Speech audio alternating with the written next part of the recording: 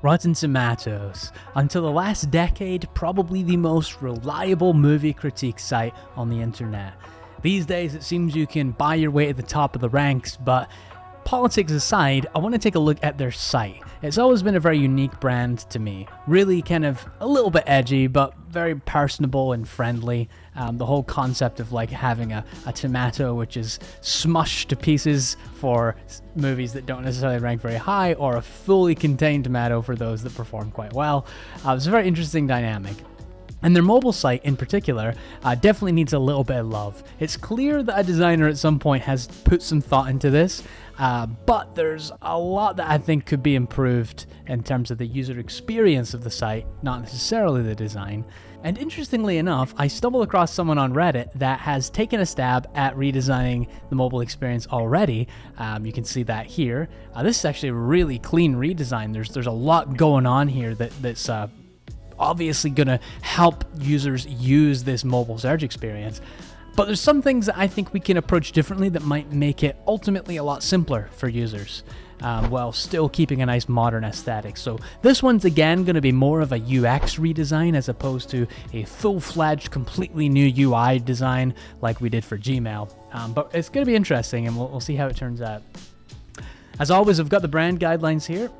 A lovely spattering of grays and blacks, a nice blue for links, the lovely saturated tomato red, the greens that are used for the stem of the tomato, and the typography. They're actually using a font, I believe it's called Franklin Gothic or something like that, but I actually don't have access to that font, so I used an awesome resource that I'm going to link in the description. It's the Typewolf Font Alternative PDF.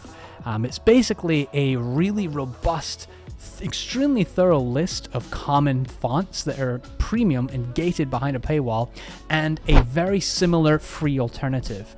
I use it all the time whenever I'm trying to get a particular brand feel without investing $3,500 in a font before I know if I want to actually use it. So definitely check that out. And using that PDF, we came to the conclusion that we're going to use Libre Franklin for the typography here. So we've got this going on, and a little quick critique of the mobile site. The search bar at the top, although very obvious to me, is very far from where I'm holding my phone. If I'm holding it in my hand, I'm going to have to stretch my thumb all the way to the top. That's going to be a pain, especially on those very long iPhone screens we have these days. There's a little bit of weirdness in the information hierarchy. Controls are a little bit small for the average US finger. No shade, but we've got some big fingers over here. There's way too many scrollable containers. It's okay to have scrollable containers on mobile as long as you're doing the appropriate caveats for accessibility, but too many of them can get out of hand real quick, and there's lots of just tiny text that's very hard to read, even with my relatively young 32-year-old eyes. And we've got our user stories here as well. So in a nutshell, I want to be able to find new interesting movies to watch, and what makes it to the top of the list is ultimately, is it something that other people have enjoyed watching. So I need to know how high the content was rated. I specify that I own the service, so I'm not getting recommendations for something that's on Hulu when I have Netflix. I want to search for specific movies. I'm just curious to see their results retroactively. Swap between perspectives, at-home viewing, going to the movies, and then ultimately access my account details if I want to, actually contribute to the platform in some way. So there we go. I'm going to get started on my cheeky little mobile design. I've got my template here ready to go, and we'll see what we come up with. See you in a bit.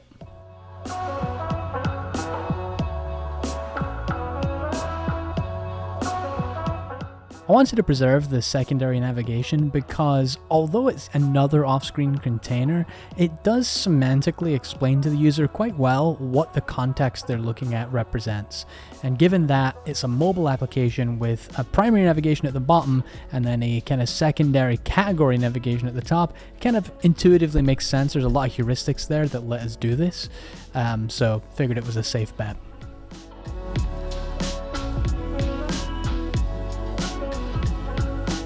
Whenever you have two pieces of content and one of them is clearly secondary to the other, You can generally get away with just making the secondary text smaller and lighter, and it more or less expresses the idea that you want to the user. I'm also changing at home to streaming to more appropriately represent the context here, because people are streaming at home and they're switching between various streaming platforms, so it felt more appropriate to do there. Also gives us the opportunity to put the platform that we're streaming from directly to the right of the title.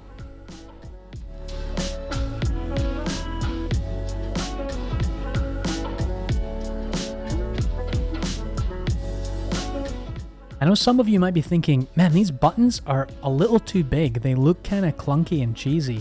And the reality is, if you're not designing buttons that look kind of awkwardly large for mobile screens, people's fingers are generally going to have a really hard time hitting them. So this is something, a common mistake I see all the time on mobile interfaces. You want to target like minimum 40 pixels high and 40 pixels wide for any interactable control that you're expecting people to use on mobile.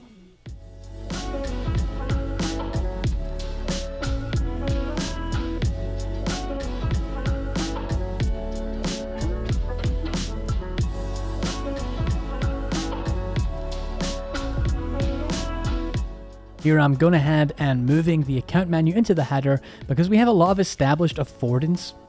People generally understand that the header is the place where things like the account menu is going to be. And also search has a lot of affordance for being in the header. And you'll see later on, I'm not ultimately deciding that search will only live there, but people know to go to the header to look for search. So having a control that enables the search context is important.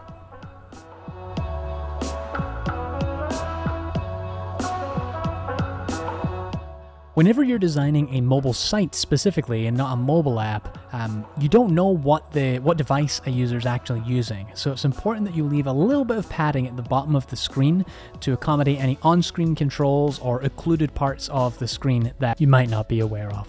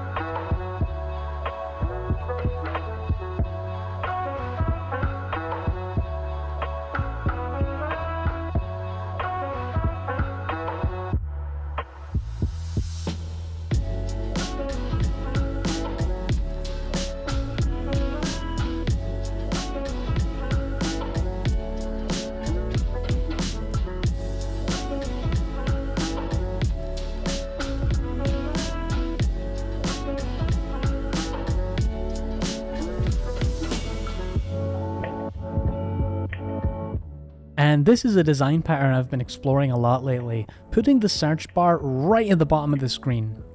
Obviously people are holding their phones with their hands, so if we know that they're on a very small screen, it's probably a phone, and it's probably in their hands. So given that search is one of the most highly accessed parts of a site, putting it right there next to users' thumbs is generally a good heuristic. It allows users to engage with the site in a way they want without having to stretch their finger all the way across the screen.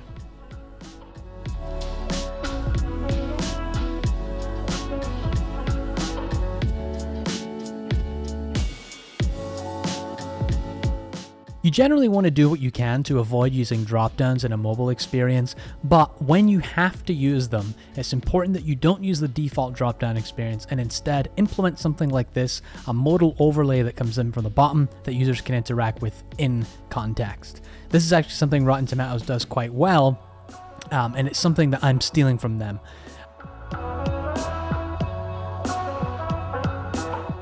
Ultimately, this design really could have gone either way, and it's really all a system of trade-offs, right? If you put containers off screen, you're risking the chance that users might not see them and scroll off to the right. However, if you rely on a double layer filter dropdown, you're adding a lot of complexity to a modal, which is generally not a good idea on mobile. So it's really an interesting experiment. I need to get some more user testing to conclude on which one would be the more appropriate solution, but wanted to experiment with some off-screen containers for this project.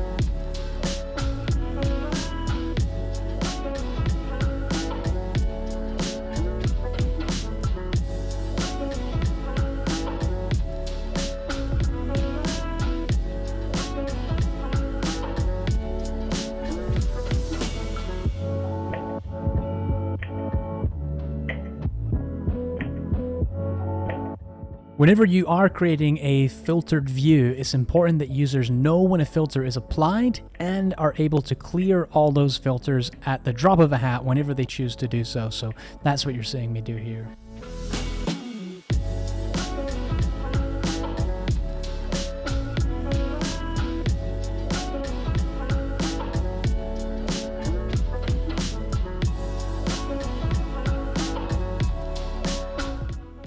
All right, there we go. At this point, I think we have answered all the user stories with an appropriate design solution using some interesting controls, some off-screen containers, which I'm generally not a fan of. But in this situation on mobile with lots of different controls that you just want to be able to touch instead of having to engage with an elaborate series of dropdowns, I think this is a good solution. The user can go through and it's clear to them that filters are active, they can be cleared. We can navigate through the various types of filters, just scroll through the content, load some more, search the entire repository on Rotten Tomatoes if I want to, and then swap between different streaming providers, to really just show what makes sense to me. So yeah, let me know in the comments if you think this is a more or less adequate of a solution to what exists today. It seems a little over-engineered, now that I'm looking at it. So I would love some feedback from you guys. But as always, if you have any sort of content you want to see me redesign, please do reach out, and I'll see what I can do about sprinkling some magic on there in the next episode. But have a great week, guys. Take care.